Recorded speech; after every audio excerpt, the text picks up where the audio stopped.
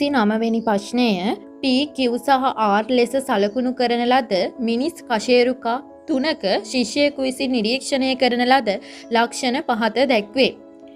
කශේරුකා තමයි ග්‍රයිවී, ඊට පස්සේ උරස්, කටි, ත්‍රිකාෂ්ටික සහ අනුත්‍රිකාෂ්ටිකනේ. එතකොට මේව පිළිබඳවත් ග්‍රයිවී කශේරුකා දෙක වන ඇට්ලස් සහ අක්ෂ කියන කශේරුකා දෙක පිළිබඳවත් ඒවේ අර ලක්ෂණ දැනගන්න ඕන.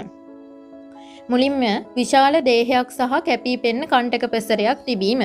විශාල දේහයක් කිව්වහම අපි දන්නවා විශාල දේහයක් තියෙන්නේ ශරීරයේ බරින් වැඩි කොටසක් දරා ගන්න ඕන නිසා. එතකොට අපි දන්නේ කටි කශේරුකාව කියලා. කටි කශේරුකා 5යි. මේවා විශාලතම කශේරුකායි. දේහයේ පහළ කොටසේ බර දරා ගැනීමට ආධාර වෙයි. සාපේක්ෂ විශාල කශේරුක දේහයේකි කණ්ඩක පෙසරයේකි දේහයේ පිටුපස ප්‍රදේශයේ පේශි සන්ධානයට මුහුණත් සැපීම සඳහා සාපේක්ෂ විශාල කණ්ඩක පෙසරයක් ඇත. එතකොට විශාල දේහයක් සහ කැපී පෙනෙන කණ්ඩක පෙසරයක් තියෙන්නේ කටි කශේරුකා වලට. පැහැදිලි දේහයක් හෝ කණ්ඩක පෙසරයක් හෝ නොමැති වීම. පැහැදිලි දේහයක් කණ්ඩක පෙසරයක් නැහැ කියන බර දරා ගන්න නැහැ වගේ කියන එක. ඒතකොට මුලින්ම තියෙන මේ කියන්නේ ග්‍රයිවී කශේරුකා ගැන තියෙන්නේ.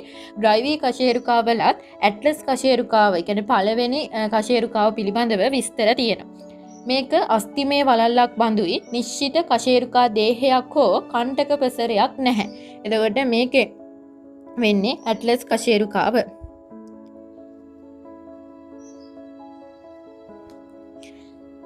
ඊට අමතරව ඉතා කෙටි තීරයක් පෙසර යුගලක් තියෙනවා. කශේරුකාවේ පිහිටන පැතලි සන්ධාන පුෂ්ඨ යුගල මත හිස් කබලයේ අපර කපාල සන්ධාන මුහුණත් සමග සන්ධානය වෙමින් හිස උත්පහත් කිරීමට ඉඩ සලසනවා. කශේරුකා ජිද්‍රයට සාපේක්ෂව විශාලයි. මෙමගින් සුෂුම්නාවේ විශාලිත පූර්ව ප්‍රදේශයේ ගමන් කිරීමට ඉඩ සලසයි. 3. දේහයේ සහ තීරයක් පෙසරවල සන්ධාන මුහුණක් තිබීම. මේක තියෙන්නේ පරුෂු දේහයේ තීරයක් පෙසරවලයි සන්ධාන මුහුණක් තියෙන්න ඕන, පරුෂු සඳහා වෙන්න ඕන.